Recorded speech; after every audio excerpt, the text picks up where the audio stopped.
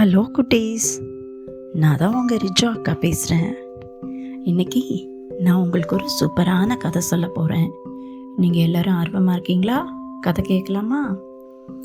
இன்றைக்கி என்ன கதைன்னா, ஆண்டவர் முத யார் படைச்சாங்க? மனுஷன் ஆதாமை படைச்சாங்க. அப்புறமா மனுஷி ஏவாளை படைச்சாங்க. ஆதாமும் ஏவாளும் ரொம்ப சந்தோஷமாக வாழ்ந்துட்டு வந்தாங்க.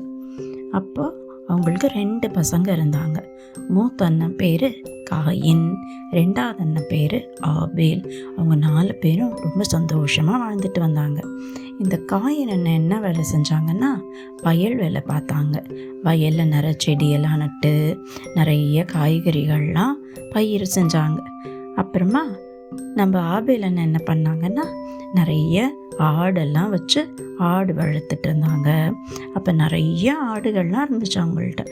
ஆடு மேய்ச்சிட்டு இருந்தாங்க.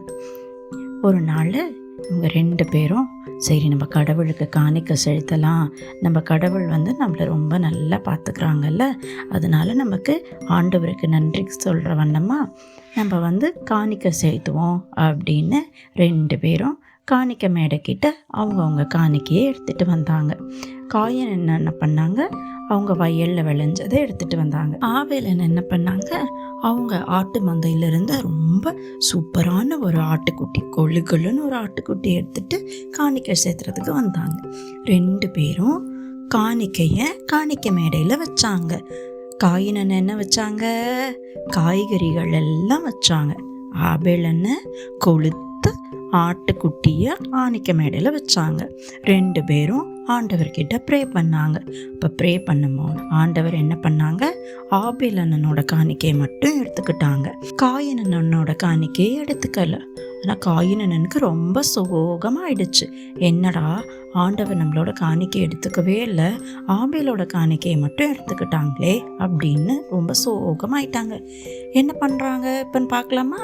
காயின் அண்ணன் ஆண்டவர்கிட்ட கேட்க ஆரம்பித்தாங்க, ஆண்டவரே, நானும் காணிக்கை வச்சேன், ஆபேலும் காணிக்கை வச்சான், ஆனால் நீங்கள் என்ன பண்ணீங்க, ஆபேலோட காணிக்கையை மட்டும் எடுத்துக்கிட்டீங்க, என்னோட காணிக்கையை எடுத்துக்கவே இல்லை, எனக்கு ரொம்ப கஷ்டமாக இருக்குது, நீங்கள் ஏன் எடுத்துக்கலை அப்படின்னு கேட்டாங்க.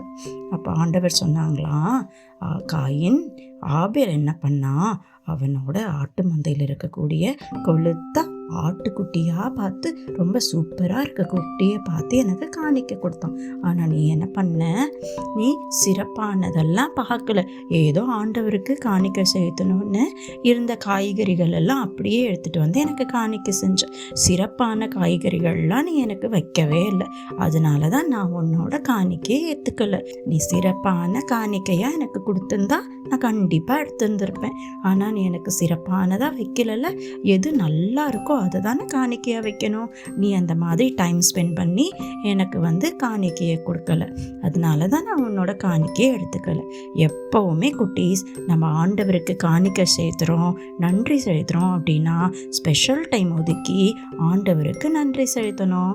ஆண்டவருக்கு பெஸ்ட்டாக தான் கொடுக்கணும்.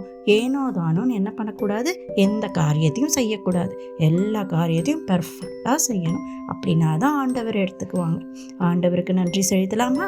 கடவுளே, நாங்கள் எப்பையும் பெர்ஃபெக்டாக இருக்கிறதுக்கு நீங்கள் எங்களுக்கு துணை புரியுங்க அப்படின்னு ஆண்டவர்கிட்ட எப்போவுமே நம்ம ஜெபம் பண்ணிக்கிட்டே இருக்கணும். சரியா குட்டீஸ்? ஒரு குட்டி ப்ரேயர் பண்ணலாம். சரிங்களா குட்டீஸ்? வாங்க எல்லோரும் கண்ணை மூடிக்கோங்க. அன்புள்ள ஏசப்பா, நாங்கள் எப்போயுமே பெர்ஃபெக்டான பிள்ளைகளாக இருக்கணும், உமக்கு பிடிச்ச பிள்ளைகளாக இருக்கணும். அதுக்கு நீங்கள் எப்போவுமே எங்கள் கூட இருந்து எங்களுக்கு உதவி செய்யுங்க ஏசப்பா. நாங்கள் எப்போவுமே உங்களோட பேச்சை கேட்குற பிள்ளைகளாக இருக்கணும். நாங்கள் எப்போவுமே உங்களுக்கு நன்றி செலுத்துகிற பிள்ளைகளாக இருக்கணும். உங்களோட நாமத்தை மகிமைப்படுத்துகிற பிள்ளைகளாக இருக்கணும். எல்லாவற்றையும் நீங்கள் எங்களுக்கு எப்போவுமே சிறப்பாகவே எங்களுக்கு கொடுக்குறீங்க.